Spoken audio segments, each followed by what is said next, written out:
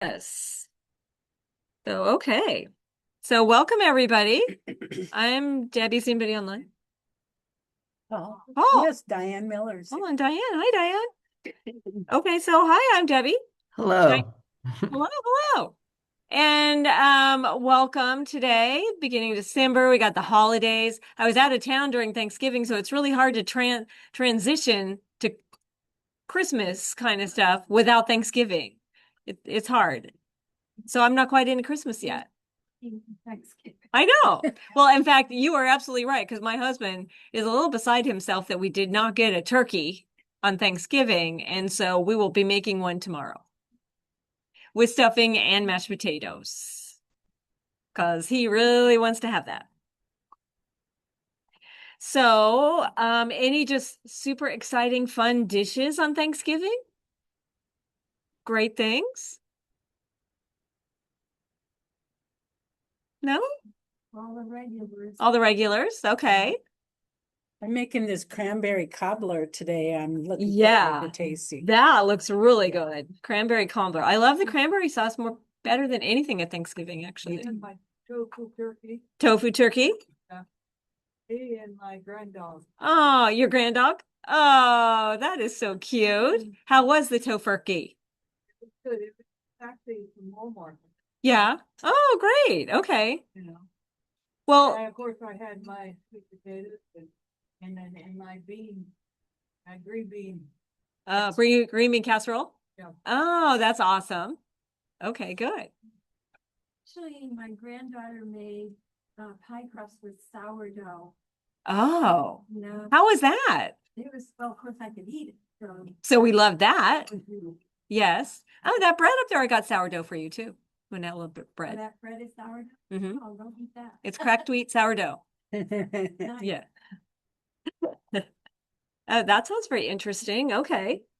And how are the holidays going for you? The parties, the constant food. Too much food. It's just too much, isn't it? Yeah. So how are you going to deal with the holidays and all that food? What's the answer? Just eat it? Just enjoy it. And that's okay. Went to the co-op and we had 6 security guards out in the parking lot directing traffic. It's so crowded. Oh my gosh. They did? Yeah. Oh, yeah. Oh, too funny. Oh, The day before Thanksgiving. no, everybody's got to get out there. Oh, so, oh, everybody wants to go get their stuff. So, my Thanksgiving was this soup. It's called ribollita soup. And in Italy, it was like if I went into a place and they didn't have anything vegan, this soup was always the vegan thing. And it's meant to have, it's just like a vegetable soup with bread in it, in like a minestrone with bread instead of the noodles, I think. It did turn out okay. I didn't taste this one. Is it all right? Yeah. I made it last week, so I've been eating it for like 5 days in a row. So, okay. So glad you like it. In fact, we're talking about micronutrients today, or vitamins and minerals. And so in between the bowl and between that and Leanne's salad, you've probably got all your nutrients you need all day.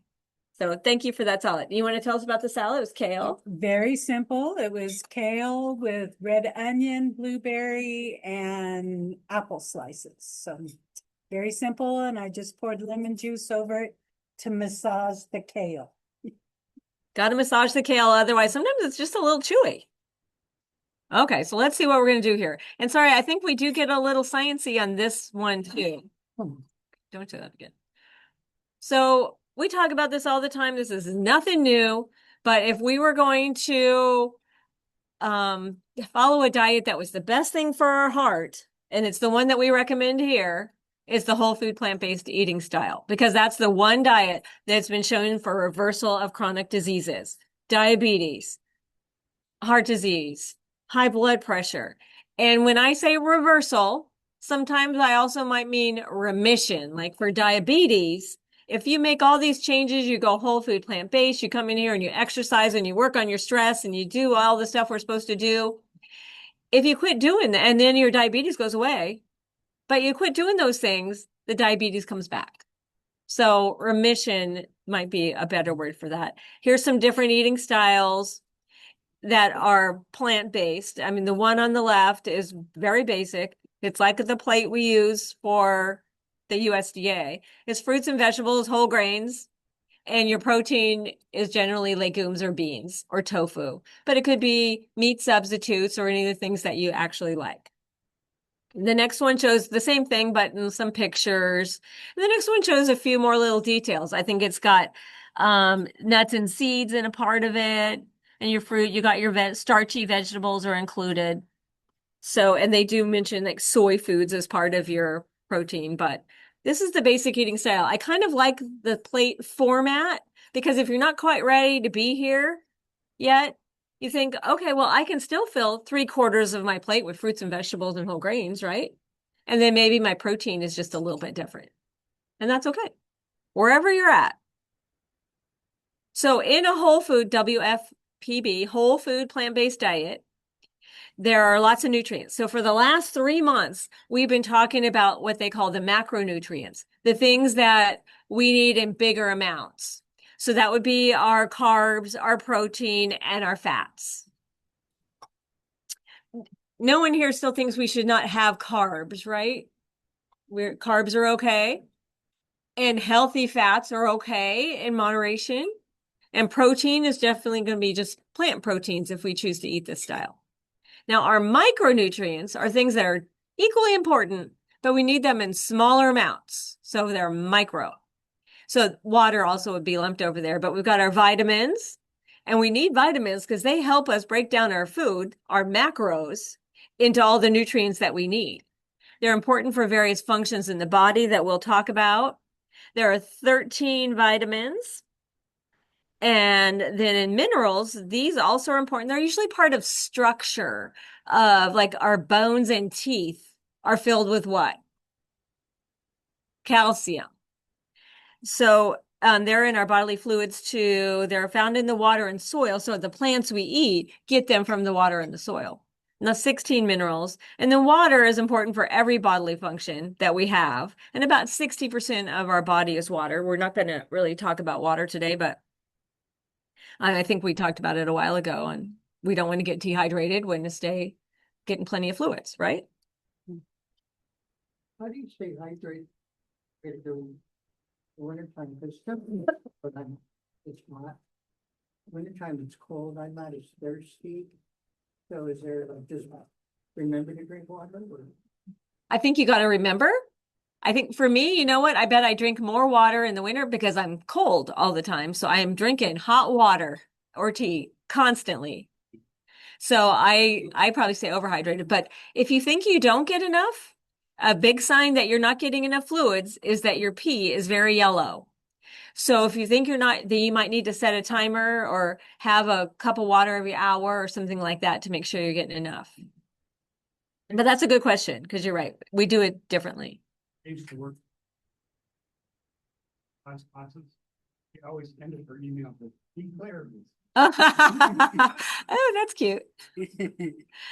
Some people, I mean, if you're still drinking cold fluids in the winter, you could just fill up your cup and then know how much you're drinking of that all day. And if it's still, up to here at the end of the day, you didn't drink enough. But we also don't want to forget that our fruits and vegetables have lots of fluids in them too. Okay, so to make sure we're getting all our nutrients, our micronutrients, and we're following this whole food plant-based diet, we want to make sure we're eating whole real food, not food products. So vegetables, fruits, beans, nuts and seeds, whole intact grains, which I might be talking about, herbs and spices. But what do you think a food product would be? Grillers. Grillers. Ooh, that's a good idea. Something that originally had some real stuff in it, but now they've done all this stuff to it to get it on your plate. Yeah. So those might still be okay. They might fit into our plan now and then, but we want to eat whole real food whenever possible. Do you feel like your foods are whole real foods? I feel like mine are too. And sometimes that can be a pain though. I happened to go to Trader Joe's yesterday, just took a little spin around to get a few things. And I thought, look at all these fun things that they've already made for me. So why don't I get that instead of going home and making it? And it's hard to make that decision because sometimes you do want to give in and get those things. And it's not bad to have those on hand as a backup in case you don't have time or the inclination to make a meal. You have something like that you could pull out. And those can still be healthful. I'm perfect. Yeah. Yeah, I like the Amy's too. You're right. She's got the little burritos and enchiladas. You're absolutely right. I love to have a little backup. Hmm. I just can't do it today. Right. What can I have? Right. So I think that's a good idea. Okay, so here's our vitamins. Now, in the vitamin world, you got vitamin up here, and then those break off into two different kinds, water soluble and fat soluble. So water soluble mean that if you had too much of those, you're going to pee it out. Fat soluble, you need fat in your diet in order to absorb those. And these might be store up to dangerous levels in our body if we're not careful. Like vitamin A is one that has been shown to cause some problems if we have too much of it. Now, generally, these problems don't occur when you're eating food. Well, it's not a problem, but if you were to have too many too many carrots, sorry, oranges, too many carrots, what happens? You turn yellow. You're right. That's from the beta carotene. So beta carotene is actually a vitamin A precursor. So if we eat carrots, that means it's going to turn into vitamin A in our body. So carrots are okay. You normally aren't going to do anything harmful to yourself by eating too many carrots, but you do have that nice yellow glow. Does the carrot still help with the eyes? They do. I think they do still help with the eyes. Absolutely. You're right. So in the water soluble, you got your vitamin C, that's out there on its own. And then you got all these B vitamins. Now you'll notice the vitamins, they don't go 1, 2, 3, 4, 5, 6, 7, 8, 9, 10. That's because when they first discovered vitamins, and they called them vitamins because our body could not make them. So they were essential. We had to get them from our food. Well, they've named everything, all these different vitamins, and then realized after a while they really weren't essential. And so that's why our numbers don't just go 1 through 12.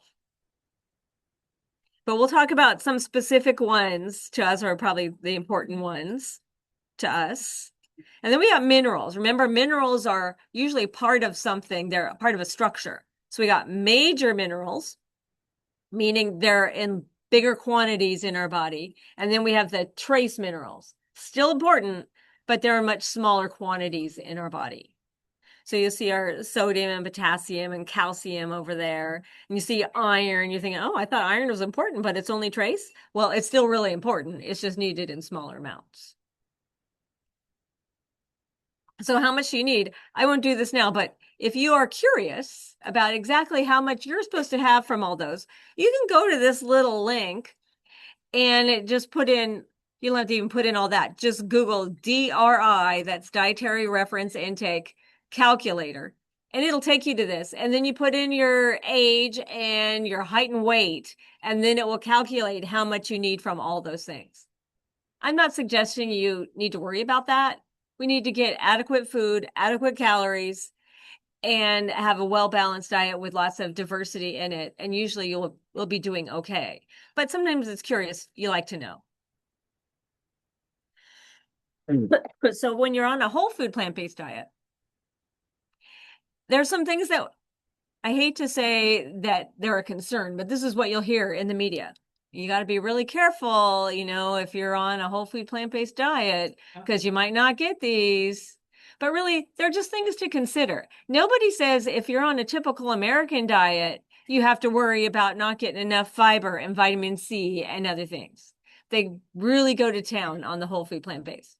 But these are ones that you'll hear about that we'll talk about today that I just want to make sure everybody's aware of. B12, we talk about that all the time. Vitamin D, calcium, iron. zinc, iodine, and magnesium. So we'll be talking about those. So here's that B12. What do you know about B12?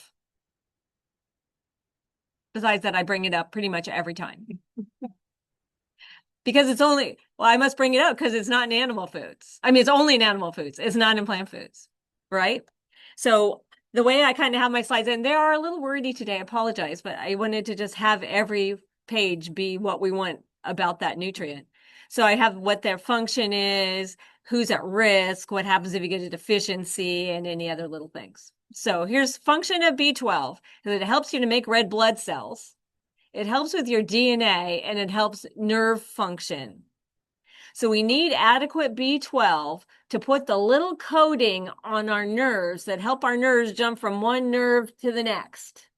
If those aren't working properly, we might end up having some falls. That is a sign of a B12 deficiency. Also, if we're getting older, we're at risk because our body doesn't quite absorb it like it used to. If we're a vegan, so we're eating only plant products, we could be at risk of having a deficiency. And really, that's all. Vegans and elderly. So a deficiency would be tingling or numbness, like in our feet or our fingers. And sometimes it's hard to know because we might get that from other things. So you should ask your doctor if you're ever concerned, say, I need a B12 check.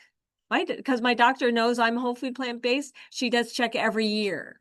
So if your doctor isn't aware of that, you might bring it up. We could have some memory loss, and that falling is a big trigger. When I worked in clinic, if anybody came in and said, I just keep falling, I don't know what my problem is, let's get the B12 checked.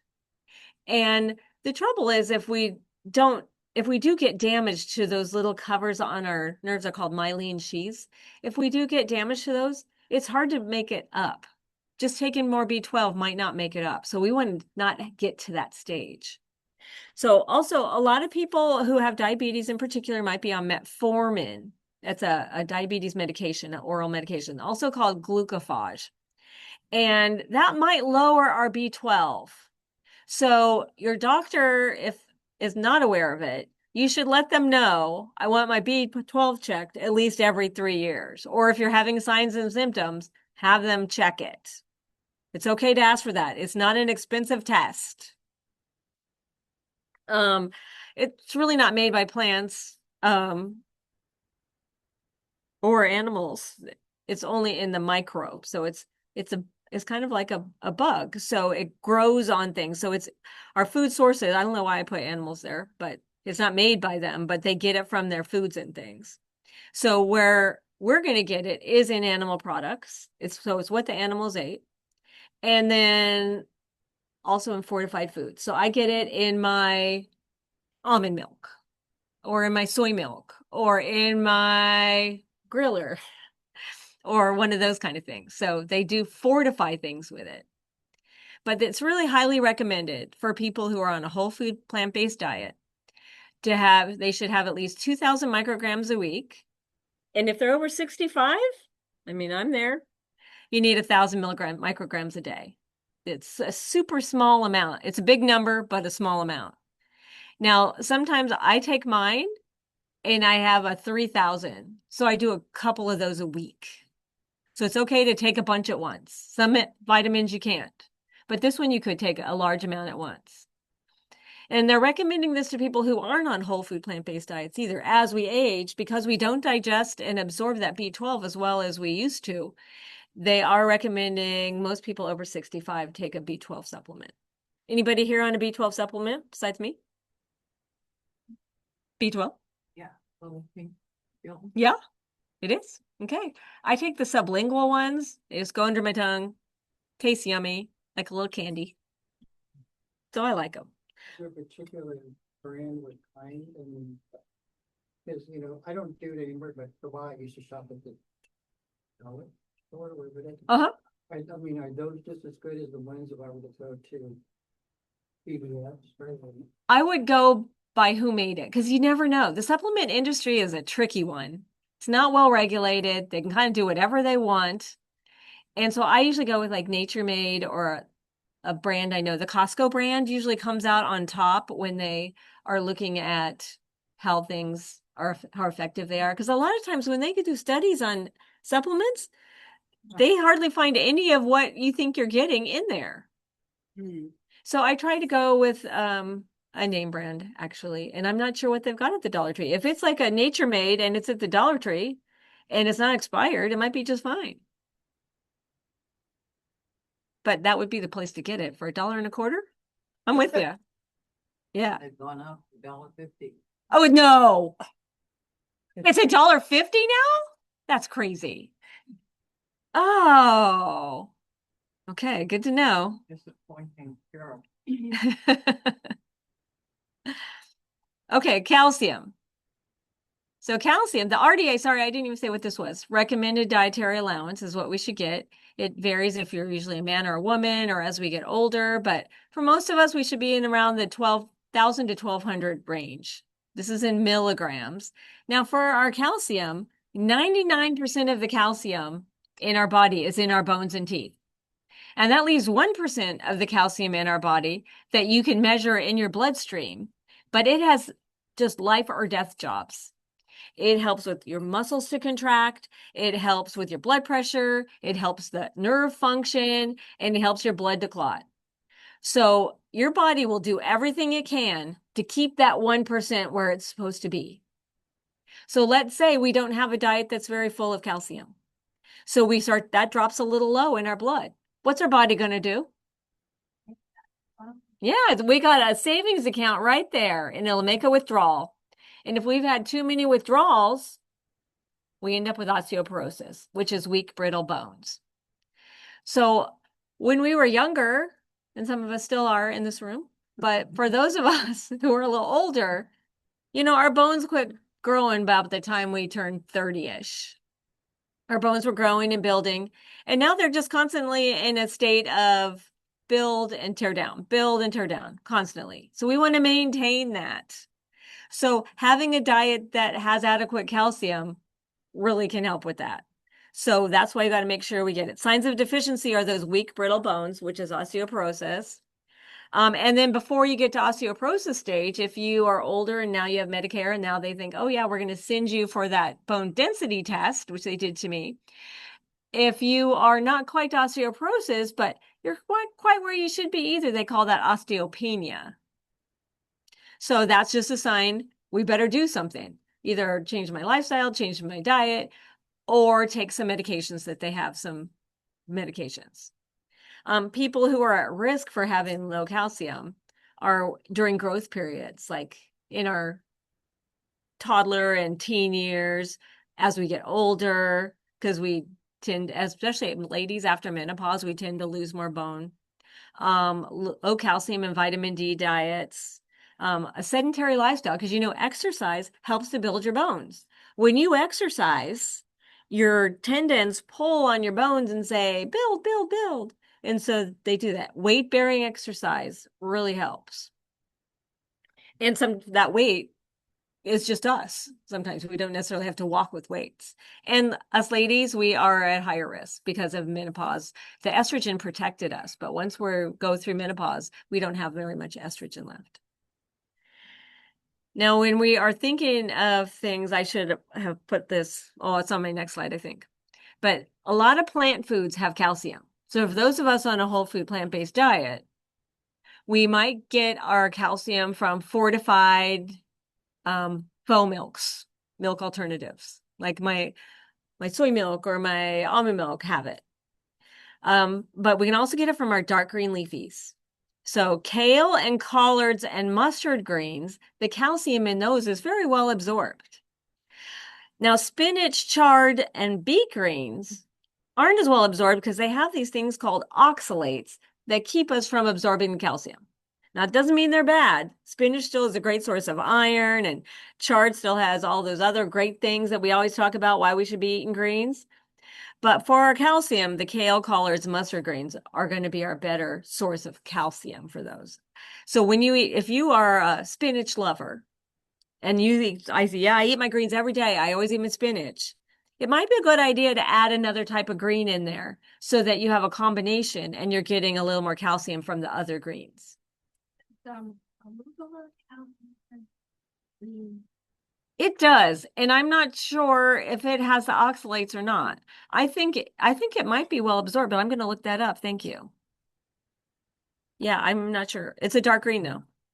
So where we get is we get dairy products. Now, milk, it has calcium, but you know, the A and D in your milk is fortified. The cows didn't grow that. They did get the calcium because they're eating greens and things. But there's lots of plant-based foods. So the RDA is 1,200. Us ladies, guys, you're 1,000. But some of the studies show if you aim to get at least 600, like straight up 600, then all the little calcium and all the other things you're eating will probably get us close to 1,000. So here's some plant sources of calcium. So you got your fortified milks, fortified orange juice if you drink orange juice. There's your greens, tofu. Now, it's not all tofu. Tofu that's set with a product of calcium will have calcium in it. And I was sad to see that my tofu that I get at Costco, because it's cheapest there, isn't the kind that's set with calcium. So I was sad to see that. There's your soybeans, almond butter and almonds, your tempeh. So we're going less and less as you see we go through. Your figs, TVP. Broccoli is excellent, but you do have to be aware, like, yeah, I had broccoli today, so it's like a glass of milk. It is not. Broccoli is like a sixth of a glass of milk comparatively to the calcium amount. So that's why I got to eat lots of greens, lots of broccoli. Or, you know what I've started doing? Because I did when I went for my test, they said I had osteopenia. And that really made me mad. But I think it might be my fault because I've never focused on calcium all that much. But now I'm focusing, I can't choke those pills down. Does anybody take a calcium pill here? They're too hard to get down. Some of them are coated nicely. So Yeah. Yeah, I don't love them. And so now I'm having a glass of my milk alternative, soy or almond milk, whichever one I got in the house. And I have a glass of that every day, which normally I'm not a milk drinker, but when I put a little vanilla in it and a little cinnamon, it tastes okay. And that's my calcium supplement now for me. That's been working great for me. So you're drinking regular milk. Oh, no, I'm drinking my milk substitute that's fortified to even more than a cow. It's got my almond milk has 450 milligrams. But you have to put this cinnamon and. Well, I'm not a milk drinker, never was, never have. It's calling it milk. It's not really milk. You're right. It's MLYK Okay. or MYLK. You're right. It's milk. You're not going to stop some streets. I know. Where does oat milk fall into? Oat milk is a great milk substitute, and I think they do fortify all of those with calcium. You know, the soy milks, though, they don't all do it the same. I've grabbed the soy milk off the shelf, gotten it home, and it was not fortified. So you got to just look. 300 milligrams is what would be in a glass of regular cow milk. So try to find your milk substitute, if you're going to do a dairy substitute at all, to have it be the same. And shake your little container up because the calcium sits at the bottom. The good points and bad points between milk and the milk substitutes. Well, cow's milk that I have heard that there is some question as to the supplements, or not the supplements, but you know, absorption. I can't remember what it was, but for a while I was drinking, I think, almond milk, and I liked it. Okay. Great flavor and all this stuff, but I really didn't. I something I had read or had heard about. Chances are it was probably on YouTube because I'm on that all the time. Well, they would But- know. Yeah, of course. But there was something about non-milks. There was something that milk could do for you that all the nut milks and oat milks and all that stuff couldn't do for you. Okay, so the question is for online, what's the difference between the cow's milk and the milk alternatives? Is there something better by one or the other? So the cow's milk has animal protein in it, and some of that animal protein may be contributing to chronic disease. There's been studies on that. So that's one reason why they say to avoid it. Another is there's usually a lot of hormones in cow's milk because that cow had to be pregnant in order to be lactating in order to get milked. So that's kind of the downside to the cow's milk. The upside is that it does have the calcium and it has protein in it. Plant milks, they have to fortify it, but the absorption seems to be just as good of that calcium. But let's say like almond milk, you have a little teaspoon of almonds and the rest is pretty much water. And so there's not a lot of protein or any other nutrients than what they put in it. But it gets your cereal wet for not very many calories, and you get your calories and you get your calcium. Oat milk is made from a whole real food. So a lot of people love the oat milk. I've noticed that they tend to add things to it to make it palatable, I guess. They add fat and things to it. So I haven't particularly loved that, but other people love, my sister swears by the oat milk. The soy milk, I think is probably the best one for us because it's got protein because it came from a soybean and they fortify it with calcium. So it's really a personal choice. But the studies that show that a whole food plant-based diet reverses heart disease says that animal protein, even in the form of milk, could contribute to problems. And I know I can't even say where I heard it. It was on a podcast listing different studies about animal foods and a longevity study, like who lives the longest or who doesn't, or mortality, who doesn't die. And people who had a little animal protein or animal protein in their lives didn't do as well as people who didn't. So that's another reason to not. So it's your choice. It's about the cholesterol and fat and all that kind of. Uh-huh. Oh, I should have said that, but It's a dairy, yeah, it's a dairy. cow's milk is dairy, the other ones are not. True. So, and if you don't get non-fat, then you're getting the cholesterol and those things, saturated fat that raises your cholesterol and clogs your arteries. I know most people are doing non-fat probably here, right? Isn't dairy also contribute to constipation? It could for some people, or diarrhea for some people. You're absolutely right. Yeah, it could. Could be a little constipating. So it's personal choice, but I'm going the whole food plant-based way just because I think that's going to be the healthiest. Well, it wasn't until I got much older in life that I realized, like, I think I was talking to somebody and I mentioned to him that I've been drinking milk all my life. And they looked at me like, you're Asian. Asians are known for being Tend to be lactose intolerant. You're absolutely right. Like, never known that, and I've never even felt that, Oh, okay. So it's like it's never bothered me. Uh-huh. Just just I'm learning more and more. Yeah, there are downsides to the milk, but at the same time, I really can't remember why it was, but there was a reason why I made a conscious decision to go back to milk. Uh-huh. Because for a while I was drinking oat milk. That's what it was. Yeah. It was oat milk. And maybe it was just specifically the oat milk, but there was something about it that it couldn't do for me what normal milk could. Oh, And I was keeping my milk fat down to 1 to 2%. Yeah. So it's like, well, it could be the protein that is different. and But I didn't even mention, I mean, that's why milk alternatives are good too for people who are lactose intolerant. Mm-hmm. Okay, let's see what else we got. Vitamin D. This is the sunshine vitamin. It helps with our bone health. So it helps make sure our calcium is getting into the bones like it's supposed to. It's the RDA is only 15 micrograms, a small amount, 20 when we get to be over 70.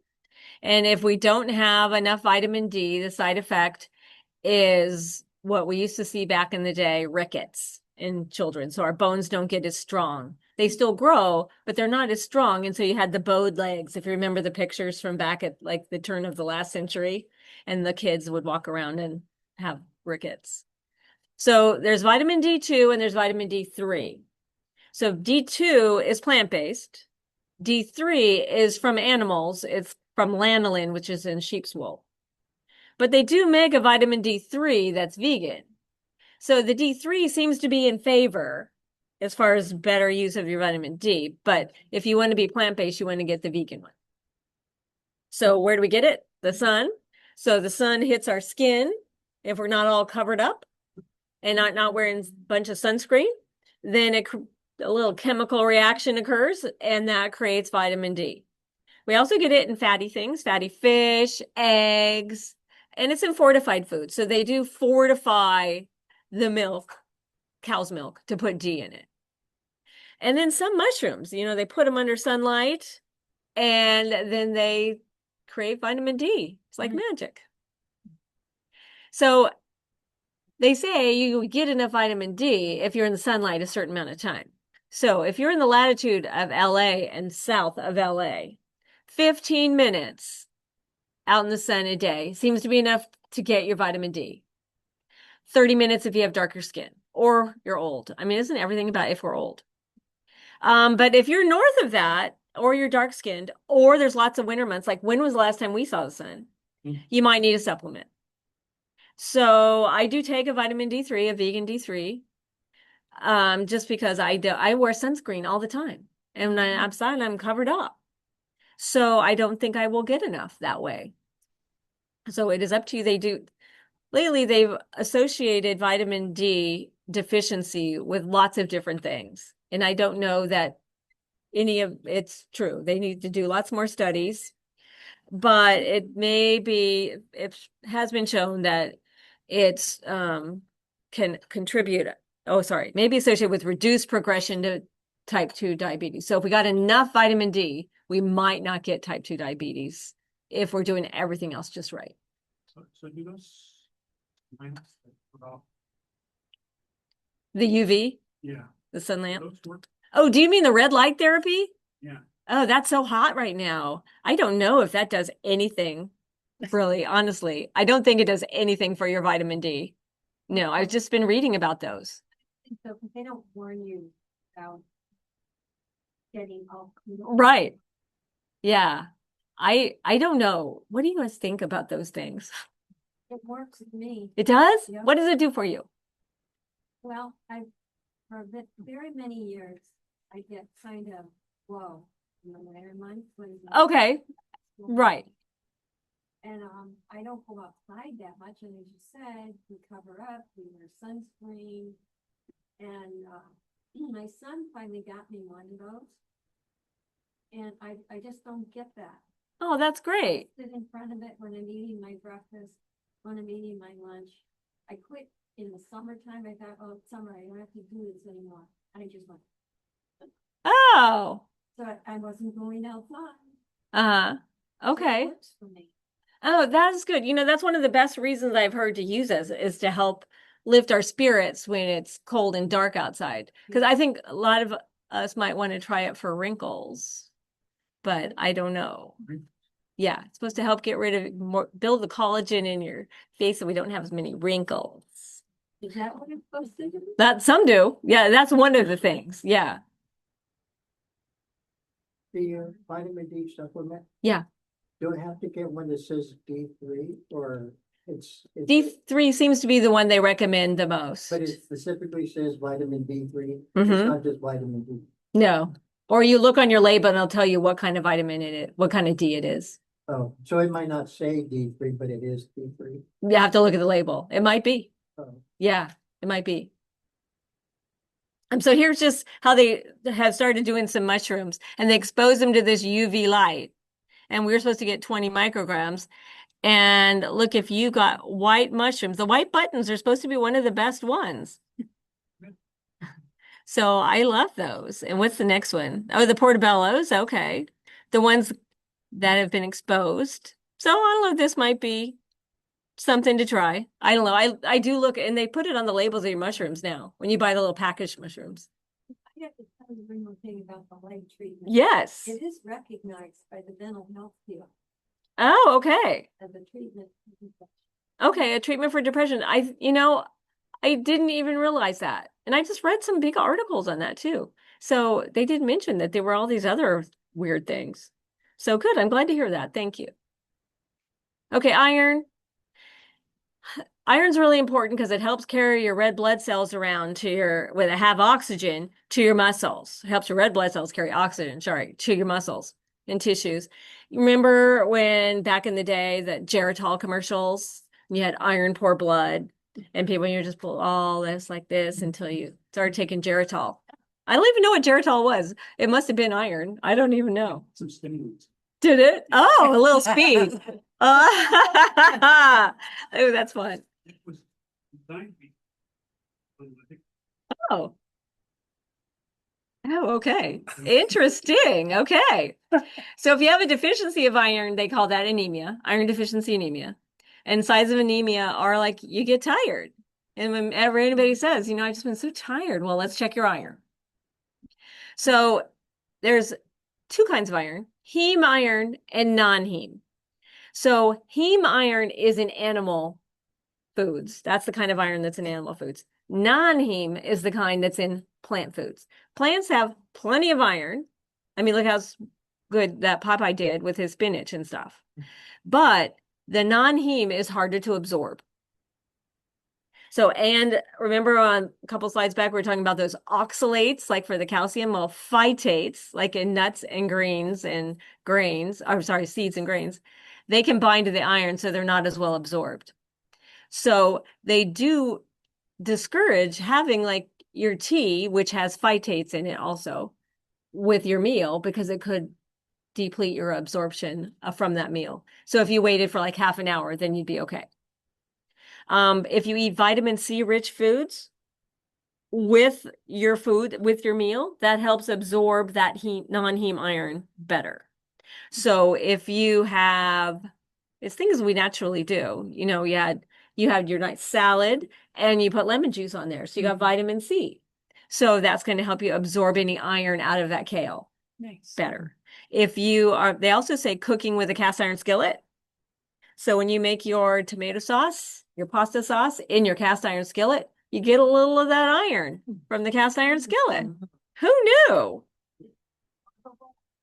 Yeah, it is. So vegetarians do tend to store less iron, but it doesn't translate into necessarily more problems. Well, we might absorb a little bit less. And having too much iron, especially as we get older, can have a negative effect on our heart. So that's why when you take a Centrum Silver or a senior vitamin, it doesn't have iron in it. Because too much iron as we get older can be bad for our heart. Let's see, coffee, tea, calcium decrease. Oh, yeah, coffee, tea, and calcium can decrease the absorption of your iron. And where are we going to get it for plant-based? It's going to be whole grains. I should have put our greens on there too, and our beans and legumes. That's where we're going to be getting it. If it's the coffee and the tea, is that have something to do with the caffeine that's in it? Mm-mm. No, it doesn't have to do with the caffeine. Good question. It's these phytates that are in it. Yeah, caffeine doesn't seem to matter. You can't give up either. No, I'm with you. I know. Okay, so here's just the iron content of certain foods. You see your greens are loaded, oatmeal. Hopefully we're seeing some foods here that we like to eat. Our nuts, dried fruits tend to have a lot of iron. Cereals are usually fortified with iron. And I think molasses came up on another one too. What was molasses? That was our first one. I couldn't tell you. I think molasses might have been the calcium too. Yeah. And does it matter, for instance, with the molasses, if it's cooked or raw? I don't think so. Okay, you can still get Yeah. Okay, zinc. This is important for all the little functions our body does that use enzymes. Enzymes are little helpers to get all our body's systems to work. It's also important for wound healing. If you've ever been in the hospital and you've had a wound that needs healing, they always tell you to take zinc. It can affect our taste also. So if we have a deficiency, it can lower immunity so we can get sick more often, hair loss, and the loss of taste and smell, which is horrible.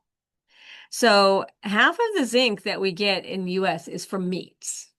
So a whole food plant-based diet, we might need to take a little extra to get what we need. So the RDA might be a little bit higher, or they want the RDA to be a little higher so we get enough. Those phytates, again, those things in our plant foods could block it. And, it's mostly animal foods that are the source, but also fortified cereals, whole grains, beans, tofu, nuts and seeds, things that should be just part of our diet anyway. So we're going to get them from those. And then here's folate.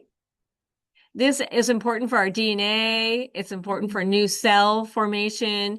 And when pregnant women or women of childbearing years are recommended to take folate so that they are building a whole new body with all these new red blood cells. And so they fortified our foods. They fortified our flour foods with folate back in the 90s to reduce risk of neural tube defects among pregnant women, because that seemed to be associated with a folate deficiency. Also, it helps to break down this amino acid called homocysteine. So we don't want that to build up too high because that's associated with heart disease. So what do we get if we don't have enough? We get anemia. It's just a different kind of anemia than the iron one. Fatigue, weakness, there's those neural tube defects in our babies. And elevated homocysteine, which is associated with atherosclerotic lesions or heart disease risk. So what are we going to do to get our folate? Well, this is the easy one because this is our greens. Think foliage. Plus, as in every other one we've had, beans, whole grains, and seeds. And iodine, this is a little tricky one. This is part of our thyroid hormones, and it helps to regulate our growth. I remember in school when they showed us the pictures of the people with the big goiters because they had an iodine deficiency. And the thing is, we iodized our salt way back in the day, the one like Morton salt with the girl with the umbrella. But now we don't all eat that kind of salt anymore. We eat way too much salt, but it's not necessarily iodized salt. So it's usually found in seafoods. It's found in some dairy, but sea vegetables. So I think that's why this comes up on the list, because not everybody's eating their sea vegetables. Oh, your stuff's getting served. So nice. So does anybody like nori, that stuff that they wrap around sushi? Or those little sheets? What are the little sheets called? The little ones. Are they called nori? The little ones, even the little snack ones? Yeah. Yeah, those will give you like all the iodine you need all day. And those are a yummy little snack. But if you're thinking, I am not going to eat that, then think about just taking a multivitamin to cover all your bases. I don't think that's a bad idea. Okay. Magnesium, I think this is my last one. RDA for women is 320, men's 420. This helps with our nerve function too, helps including our heart muscle. So that's why it's important for our heart. Helps us to have healthy bones. So it's important to get our calcium where it needs to go and stay there. And it helps convert our food into energy. So when we eat those macronutrients, we want those to come out in a form that we can use it and burn energy.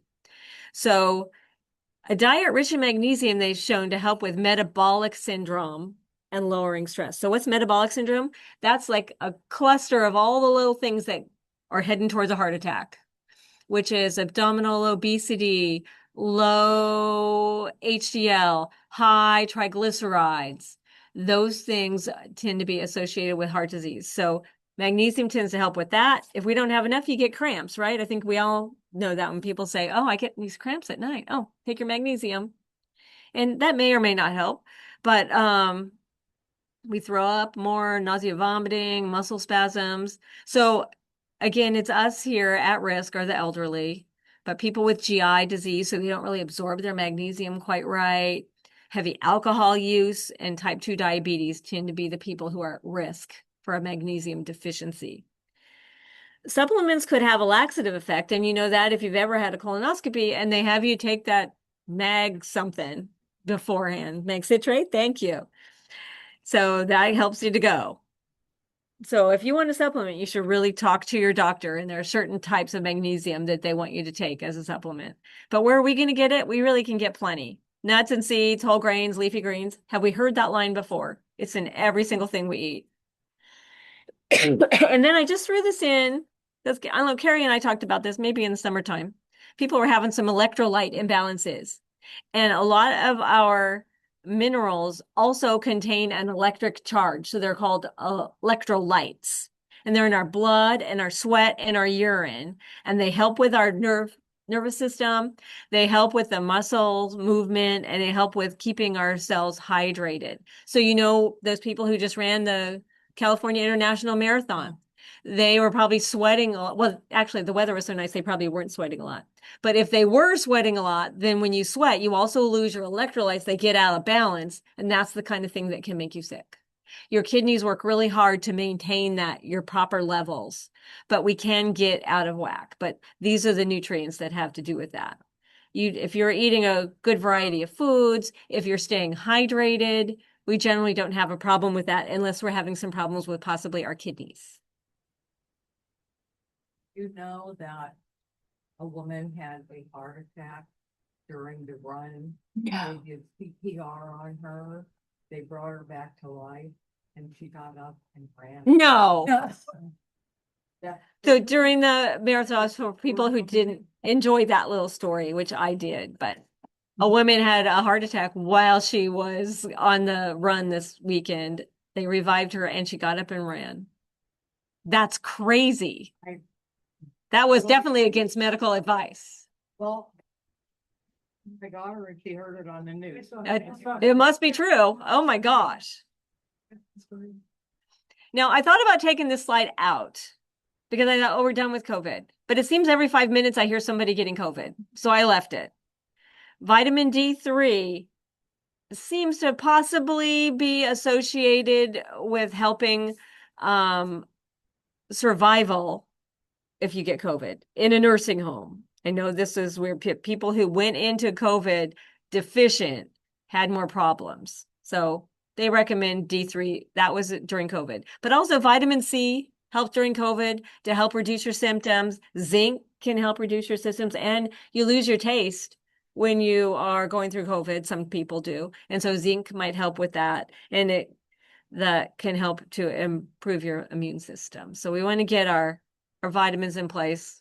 Hopefully we won't be hearing about COVID much more. So, okay. I've just talked way too much. So I'm going to just breeze through these last few things. So we've already talked about how to eat to get all your nutrients. And here it is. You eat fruits and vegetables at every meal, fruit and or vegetable at every meal. Have a whole grain at most meals. Have a little protein at most meals. There you go. If we're eating like that, they do recommend diversity for our gut health. 30 fruits and or vegetables or whole grains or herbs or spices a week, 30 different ones to have good microbiome. That's going to give you all your nutrients too. So to maximize getting your micronutrients, eat all these things multiple times a day. Eat vegetables every day, including those dark greens. Eat fruits with the skin on, because that's where a lot of the nutrients are.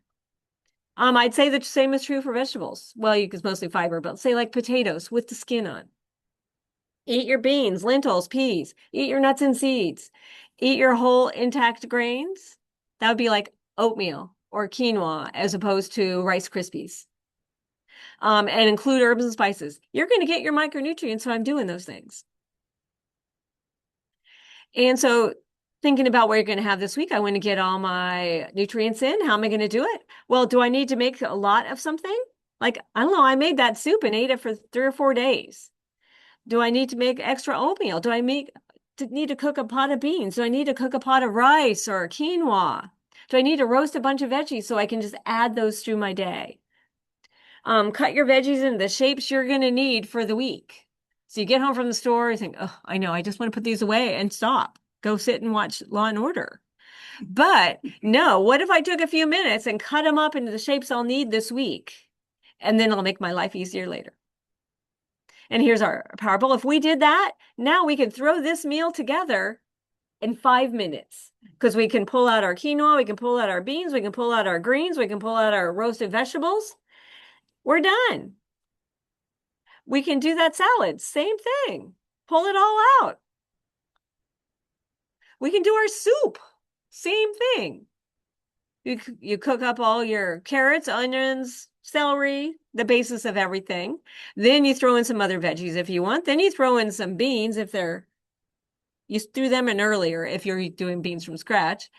Throw in your seasonings and then pour a bunch of greens on top of it. And then, with your extras, you put greens in your bowl, pour your leftovers on top, microwave that.